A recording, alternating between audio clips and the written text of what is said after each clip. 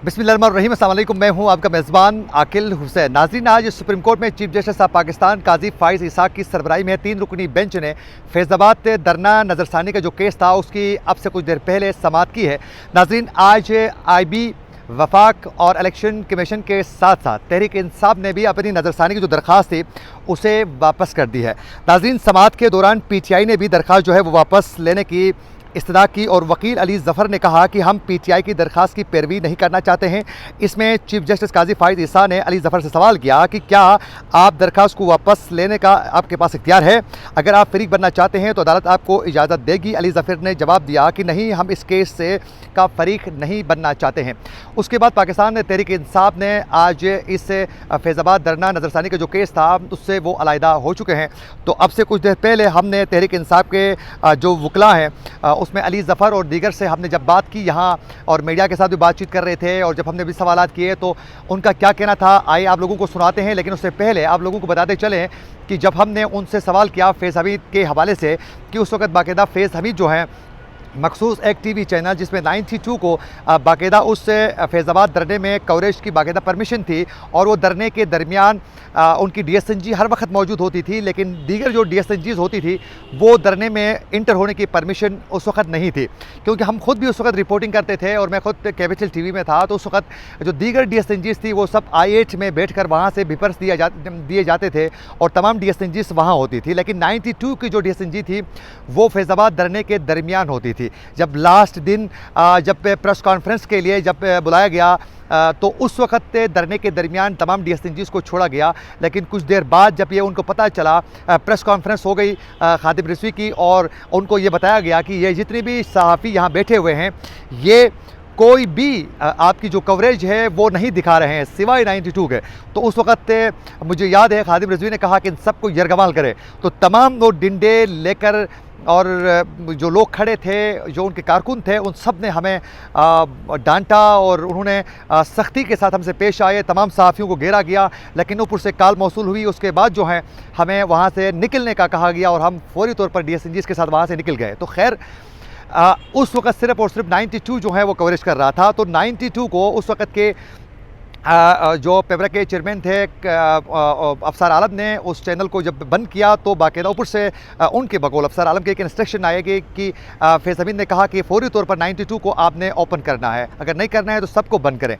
तो उस हवाले से जब हमने सवाल किया PTI के वकला से तो उनका क्या कहना था, आए तमाम गुफ्तगू सुनते हैं। तक आपका सवाल था, आप ज़रा रिपीट कर दीजिए ताकि वो। सर, अफसर आलम उस वक्त पेमरा के चेयरमैन थे, उनकी जानिब से ये कहा गया है कि जिस वक्त 92 इसकी कवरेज कर रहा था दीगर चैनल्स धरने वालों के, हम जब उसको बंद करते थे तो इंस्ट्रक्शन ऊपर से मिलिट्री एस्टेब्लिशमेंट की जानिब से ये आते थे कि फौरी तौर पर ये चैनल को आप खोलें या तो फिर सब चैनलों को बंद करें।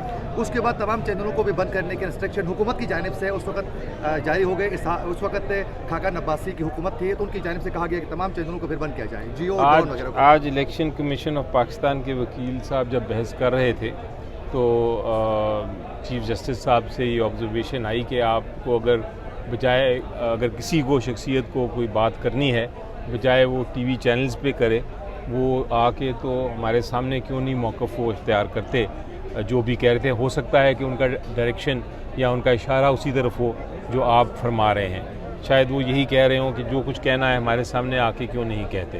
कोई ऑब्जर्वेशंस हैं जिसके ऊपर हम मज़ीद कोई बात करना चाहते थे, लेकिन वो उस वक्त की बात थी। उसके बाद काफ़ी इवेंट्स हो गए तो अब उन ऑब्जर्वेशंस की या वो बयान करने की वो ज़रूरत नहीं रही।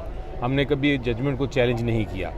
सर, एक ये धरना हुआ है, दूसरा ये कि D चौक पे एक धरना दिया था, उस पर भी इमरान खान पे सवालात उठ रहे हैं कि उन्होंने उस वक्त की एस्टेब्लिशमेंट की मदद से किया। तो आप क्या इस हवाले से भी कोई तहकीकात का मुतालबा अगर कोई कर रहा है तो आप इसको एग्री करेंगे कि ऐसे? देखें, ये जो था केस, ये तो फैज़ाबाद धरने के बारे में था और उसमें अदालत ने काफ़ी सारी डायरेक्शंस दी हैं हुकूमत पाकिस्तान को भी, इलेक्शन कमीशन ऑफ पाकिस्तान को भी, पेमरा को भी, कि वो क्या क्या करना चाहिए उनको ताकि कल को टेररिस्ट एक्टिविटीज़ ना हो और इस किस्म के मामलात पे कंट्रोल काबू पा सके स्टेट। तो उस लिहाज से हमें तो कभी कोई ऑब्जेक्शन नहीं था, ये होना चाहिए जो इक़दामात डायरेक्शंस दिए हुए हैं।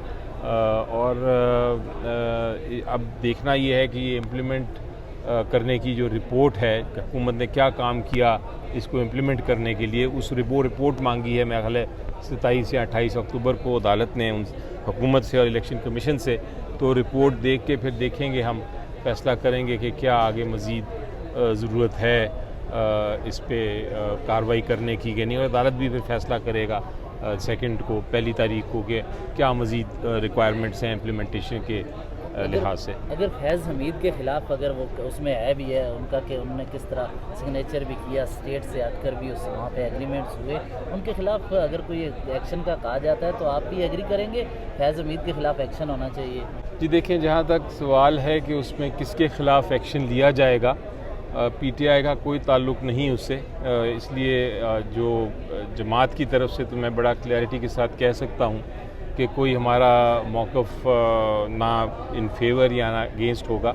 जो भी कानून कहता है उसके तहत जिसके ख़िलाफ़ भी कार्रवाई होनी है बेशक हो।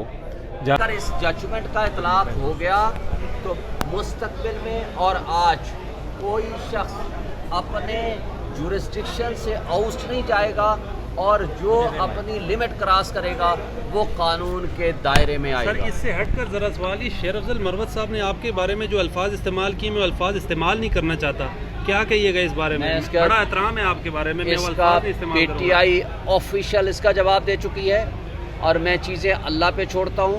मैं स्पोक्स पर्सन हूँ ऑफिशियली पीटीआई का, और मैंने इमरान खान का पैगाम पब्लिक तक, आवाम तक पहुँचाना है, इसलिए मैं इन छोटी चीज़ों में उलझना नहीं चाहता। कहते हैं आइन की बालादस्ती और क़ानून की हुक्मरानी और बुनियादी हुकूक, ये वो बेसिक इंग्रेडिएंट्स हैं। जब तक आप बुनियादी हुकूक बहाल नहीं करेंगे तो इंसानी हुकूक और बुनियादी हुकूक की बहाली के बग़ैर ना तो कोई मुल्क तरक्की कर सकता है, ना अदल व इंसाफ के कोई भी इंस्टीट्यूशंस अपना काम सही तरीके से कर सकते हैं।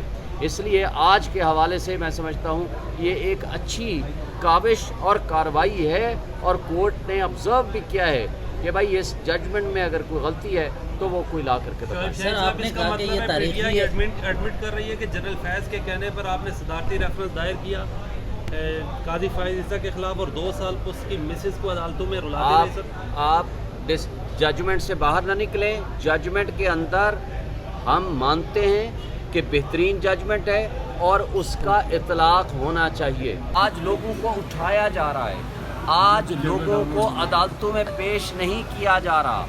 आज इमरान रियाज अगर वापस आ गया है तो उसके अगवाकार अभी तक नहीं मिले।